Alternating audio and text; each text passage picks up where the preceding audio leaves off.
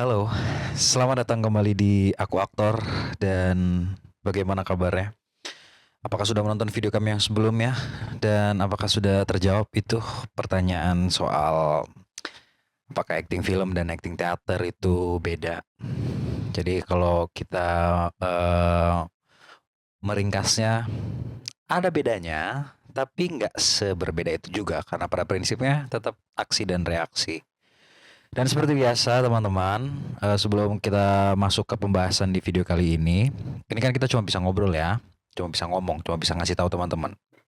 Kalau teman-teman ingin mencoba bagaimana prakteknya, teman-teman bisa ikut di programnya Aku Aktor, yakni Aku Aktor rutin yang akan kami selenggarakan setiap hari Minggu jam 4 sore sampai jam 6 sore. Informasi lebih lengkapnya teman-teman bisa tonton di atau bisa lihat di story Instagramnya Aku Aktor. Dan sekarang kita akan ngebahas satu kemampuan penting untuk seorang aktor. Teman-teman sudah sempat nonton video Four Horsemen yang kemarin? eh yang salah satu 4 modal dasar aktor adalah pikirannya. Dan sebenarnya kita kemarin udah sempat ngebahas sedikit banyak soal pikiran itu. Dan sekarang kita mau coba untuk fokus untuk ngebahas soal pikiran ini, soal kemampuan berpikir ini, karena menurut saya itu yang salah satu poin yang sangat penting untuk hampir setiap aktor. Terutama ketika saya kan juga bekerja selain selain sebagai CEO-nya Aku Aktor dan sebagai aktor, saya juga bekerja sebagai acting consultant gitu. Dan ketika saya bekerja sebagai acting consultant atau sebagai guru, guru acting ya, jadi karena Aku Aktor juga punya kelas dan saya juga sempat punya kelas di beberapa tempat, saya merasa bahwa salah satu eh, kekurangan mungkin ya atau sesuatu hal yang seharusnya bisa ditambah dari aktor Indonesia adalah kemampuan mereka untuk berpikir kritis. Jadi saya menemukan banyak sekali teman-teman yang mungkin kemampuan bermainnya sudah oke sekali ya. Ada banyak sekali, saya nggak bisa sebut satu-satu. Ada banyak sekali teman-teman yang kemampuan aktingnya sudah oke gitu. Tapi ketika ketika berhadapan dengan analisis atau ketika berhadapan dengan proses penciptaan karakter, saya merasa kadang-kadang ada poin-poin yang sepertinya luput, yang menurut saya masalah utamanya ada pada tingkat kritis dari si aktor itu. Dan dari situ kemudian saya berpikir bahwa kalau kita ngomongin soal kemampuan berpikir seorang aktor, ini bukan cuma soal seberapa cerdas si aktornya. Kalau saya rasa bahkan mungkin dalam keaktoran tuh kecerdasan memang mungkin penting ya. Pinter tuh mungkin penting juga di keaktoran, tapi tidak sepenting itu. Maksudku ada hal lain yang juga bisa dan harusnya diperhatikan oleh teman-teman aktor, yaitu berpikir kritis. Dan kayaknya juga persoalan ini bukan cuma dihadapi oleh aktor, kayaknya ini juga dihadapi oleh banyak orang gitu. eh Bagaimana caranya kemudian punya ketajaman berpikir dan punya eh apa ya? Cuma lagi punya tingkat kritis yang tinggi. Kalau di keaktoran, kalau kemudian caranya bagaimana, nanti akan kita bahas soal bagaimana caranya punya pikiran yang kritis ya. Karena gini, pertama gini, perlu disadari bahwa pikiran kritis ini bukan sebuah kekurangan justru. Maksudku iya mungkin ada banyak kondisi di mana pemerintahan di suatu negara khawatir ketika masyarakatnya punya pikiran yang kritis. Itu kenapa kritik itu seolah-olah dilihat sebagai makian. Kritik itu seolah-olah dilihat sebagai satu kekurangan gitu, satu hal yang tidak elok. Padahal sebenarnya kritik itu atau berpikir kritis itu bukan seperti itu. Berpikir kritis itu artinya teman-teman, menurut saya, teman-teman tahu kapan mempertanyakan sesuatu dan yang lebih penting pertanyaannya tepat. Oke? Dan di keaktoran, dalam proses penciptaan karakter, bahkan dalam proses menjalani keaktoran, menjalani seni peran dalam ruang bermain ataupun dalam ruang penciptaan karakter, menanyakan pertanyaan yang tepat di momen yang tepat itu adalah salah satu kunci untuk bisa menciptakan karakter yang oke. Karena kalau teman-teman tidak menemukan pertanyaan yang tepat, maka hampir bisa dibilang teman-teman tidak akan menemukan jawaban yang juga tepat. Dan ada banyak sekali teman-teman aktor yang misalnya nih ketika kemudian saya jadi acting consultant gitu ya,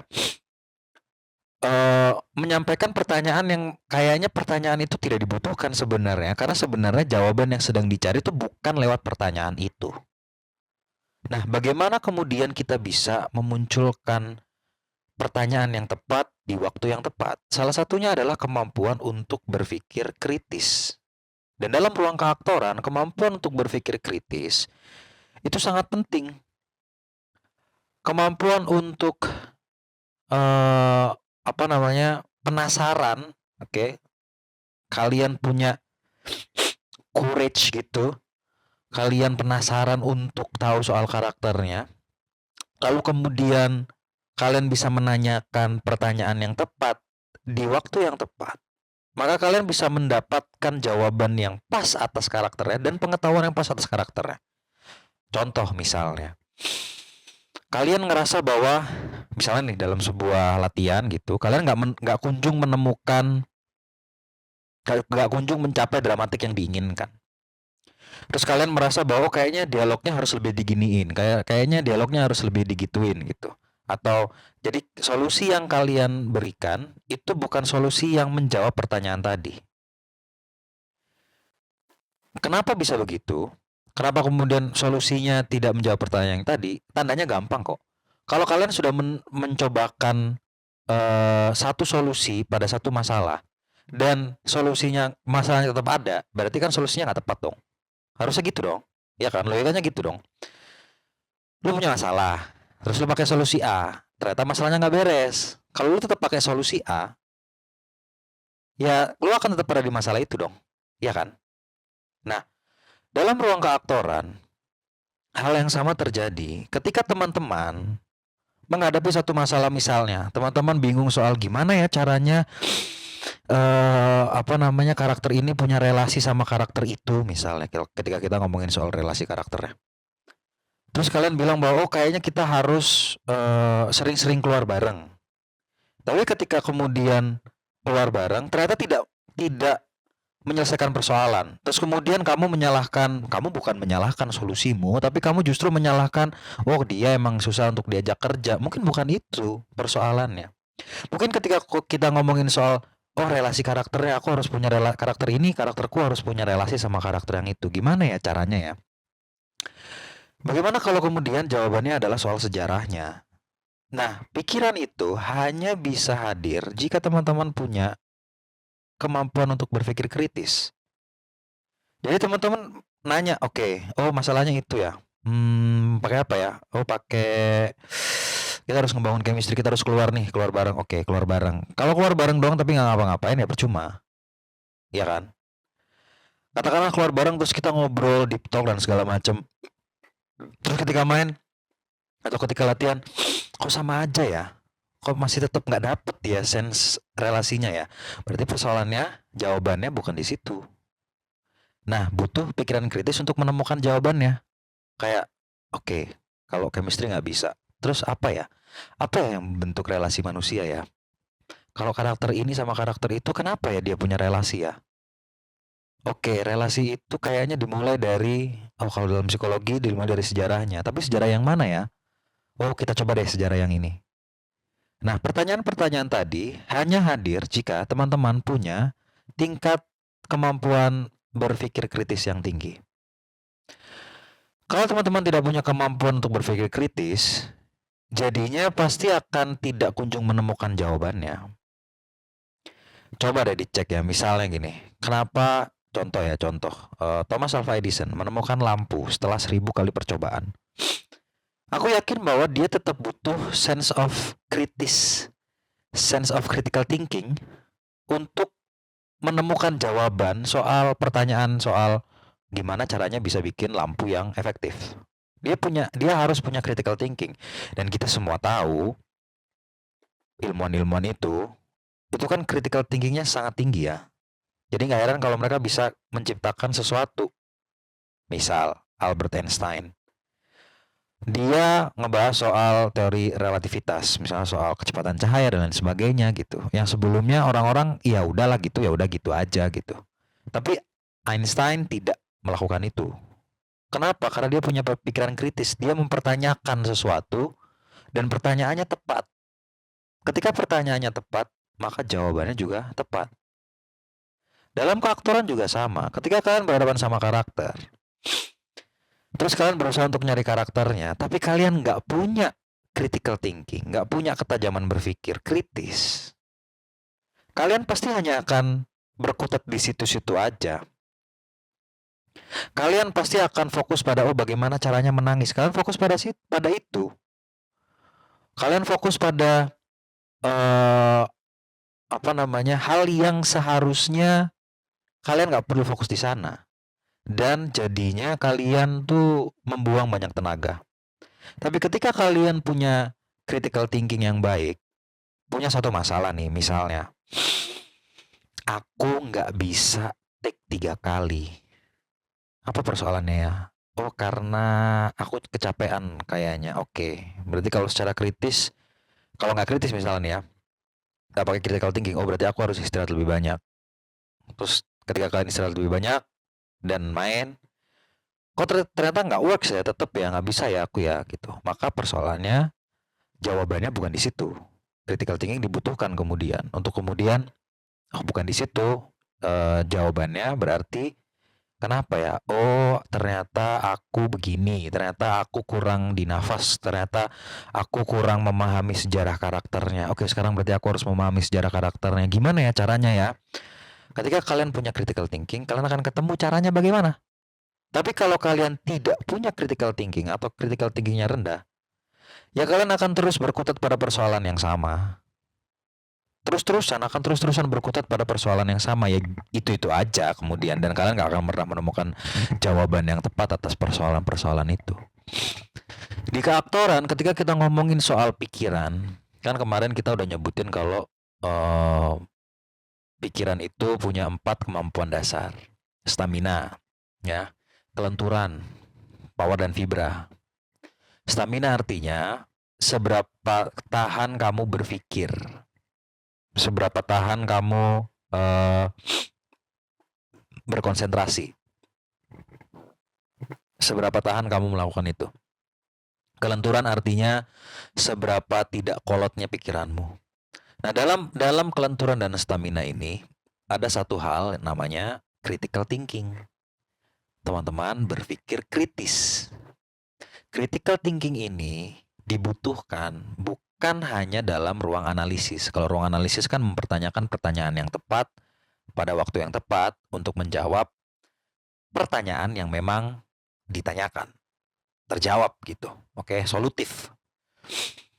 Tapi dalam ruang bermain, critical thinking itu dipakai untuk salah satunya adalah menyadari bagaimana ruang bekerja dan menyadari bagaimana kamu berelasi terhadap ruang. Sederhananya, critical thinking adalah salah satu cara untuk membuatmu punya kesadaran. Ketika misalnya nih contoh esensial sekali. Ada air mengalir. Kalau kamu tidak punya critical thinking, kamu akan bilang ya udah air itu ya udah mengalir aja. Kamu akhirnya jadi tidak sadar dengan keberadaan air itu. Tapi ketika kemudian kamu nanya kenapa airnya mengalir ya, pada detik itu kamu sadar ada airnya. Sekarang bayangkan bahwa dalam ruang, oke, ketika kamu lagi main, kamu lihat katakanlah aku ada di kursi ini. Terus kemudian aku nanya kenapa kursi ini ada di sini ya. Misalnya aku karakter gitu. Terus aku nanya kenapa kursi ini ada di sini ya. Oh, ini kan rumahku ya. Berarti aku beli. Tapi kenapa merah ya? Berarti karakter ini suka sama warna merah. Atau ini dibeliin ya? Oke deh, sementara ini karena aku nggak bisa jawab. Karena nggak ada sumber yang tepat. Aku pilih, kayaknya dia suka deh. karena posisinya di samping kasur. Oke, berarti dia suka dengan warna merah. Tapi kenapa ditutupin ya? Ini kan pakai ini ya. Kenapa ditutupin ya? Kenapa di coverin gini ya? Oh, berarti ada di bawahnya ada dong sebelumnya. Oh, apakah rusak? Oh, berarti karakter ini kayaknya suka sama yang rapi-rapi. Oh, berarti kalau dia suka yang rapi-rapi, kalau aku sebagai karakter mau bicara sama karakter lain, aku harus merapikan diriku ya setiap kali aku bicara misalnya. Muncul bentuk. Oke. Hadir bentuknya. Dimulai dari pikiran kritis. Dimulai dari hal-hal yang ada di luar sini. Misalnya kita ngebahas lagi soal dalam ruang permainan karakter. Misalnya, oh karakterku dikasih pot. Oke. Warnanya biru. Bajuku juga warnanya biru. Apa karakter ini suka sama warna biru kali ya? Coba.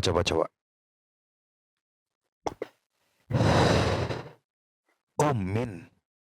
Oh, berarti karakternya suka sama yang min ya, yang dingin, sensasi dingin ya. Kenapa begitu ya? Oh, mungkin karena karakter ini tidak hangat juga pada orang lain kali ya. Jadi dia cool orangnya. Oke, berarti kalau gitu kalau gue duduk dan harus bicara sama orang, aku jadi cool. Cool tuh bentuknya kayak gimana ya? Oh, cool tuh yang aku tahu kayaknya bentuknya dia pandangannya lurus ke depan, lihat satu titik, terus tidak menggerakkan banyak tubuhnya. Jadi setiap kali dia ngomong, dia minim gerakannya. Oke, muncul deh begitu. Itu hadir karena pikiran kritis. Oke. Dalam ruang analisis karakter, misalnya, kamu baca, terus kemudian ada namanya, Ben Bening, misalnya gitu. Kenapa dia kasih nama Ben Bening ya? Bening itu kan bahasa Jawa ya. Oh, berarti jangan-jangan orang tuanya orang Jawa. Tapi dia, dia usianya berapa? 33 tahun. Oke. Berarti dia lahir tahun 90-an. Berarti kalau dia lahir tahun 90-an, nama Bening tuh agak jarang. Kalau Gen Alpha mungkin ada nama Bening, Embun, Hujan, dan lain sebagainya. Tapi nama Bening tuh jarang. Oh, berarti mungkin bapaknya seniman kali ya. Karena bapaknya berpikir out of the box kali ya. Oh, berarti kalau bapaknya seniman berarti dia mungkin dia free soul kali ya. Oke, kita lihat naskahnya.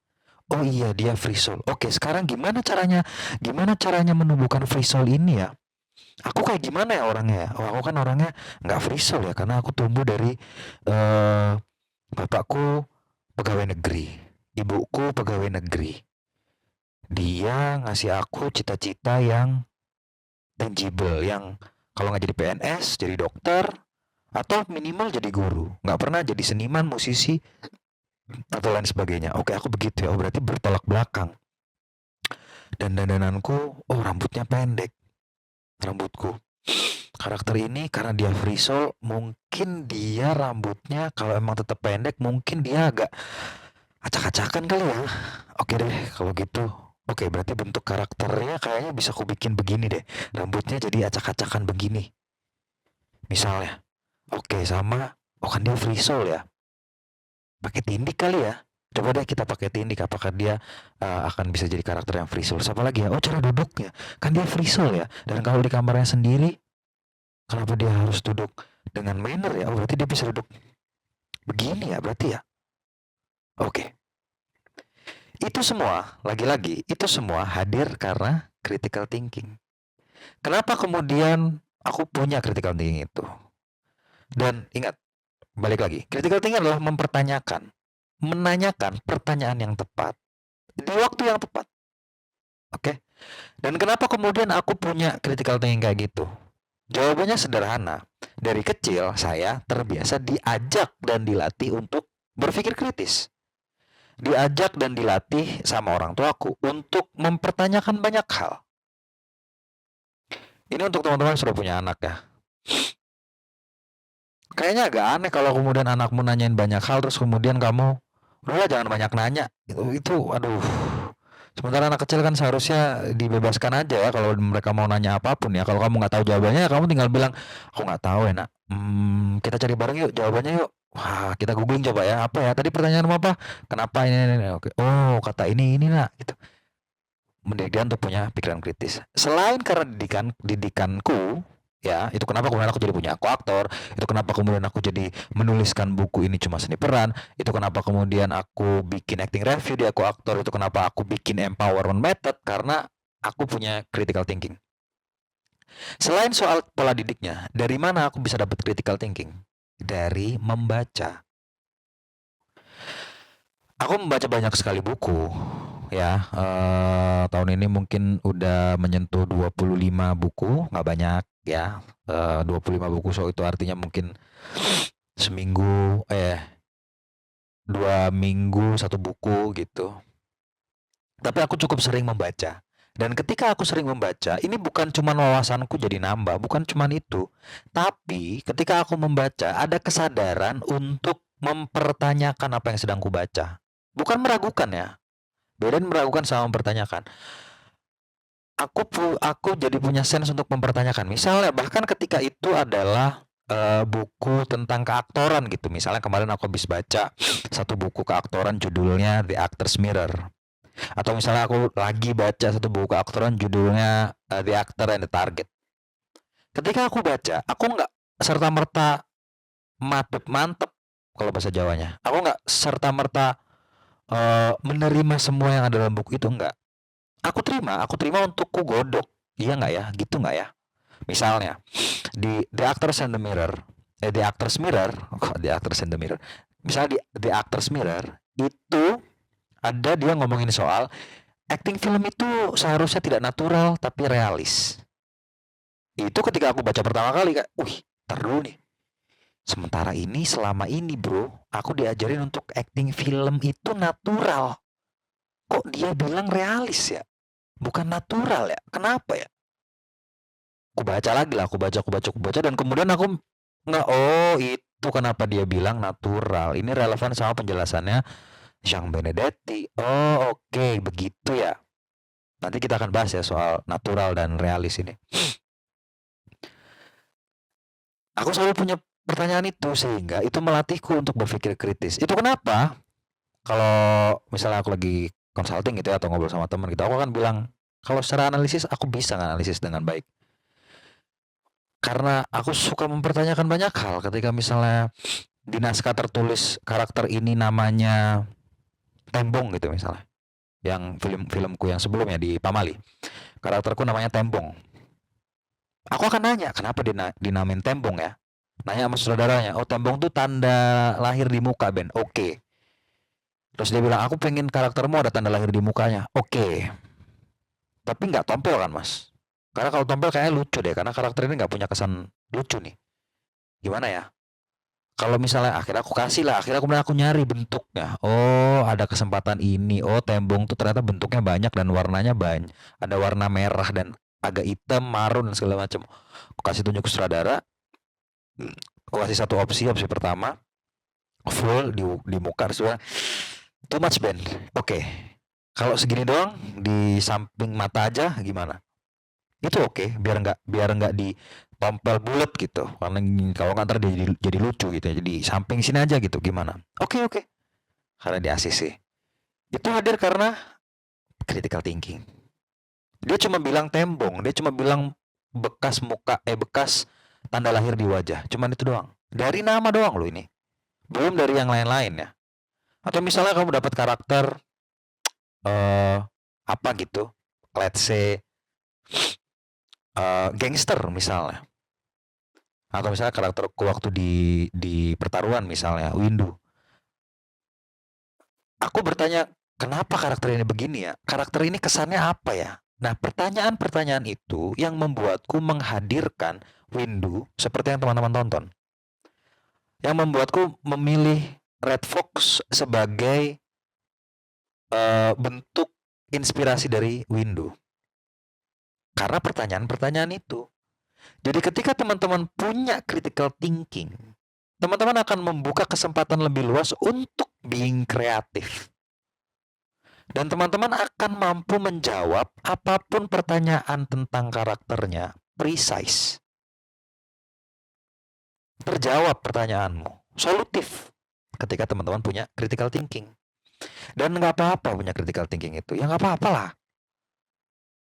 Hanya pemerintahan yang tidak baik-baik saja yang melarang critical thinking. Oke? Jadi untuk setiap aktor yang menonton ini, coba latih dirimu untuk punya critical thinking. Karena bukan hanya akan berguna di keaktoran, tapi akan juga berguna di hidupmu. Apapun masalahnya.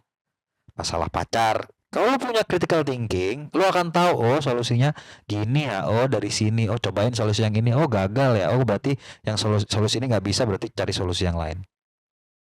So, punyalah critical thinking. Itu dulu untuk hari ini. Jadi, sebagai seorang aktor, cobalah untuk melatih pikirannya agar memiliki critical thinking yang baik. Baca buku filsafat, buku psikologi, buku apapun, baca buku dan sering-sering untuk mempertanyakan kenapa. Nggak apa-apa orang bilang banyak nanya lo kayak pembantu baru, nggak apa-apa, emang pembantu baru kita. Nggak apa-apa banyak nanya, karena banyak nanya, banyak informasi yang masuk, semakin solutif solusi yang akan kamu berikan pada orang. Itu dulu, dan seperti biasa saya Ben Bening. Lalu ada Jeremy Allen White, Cillian Murphy, Heath Ledger, dan the one and only Daniel Day-Lewis menunggu kalian di Oscar. Terima kasih, sampai ketemu di video Aku Aktor berikutnya. Viva Aktor.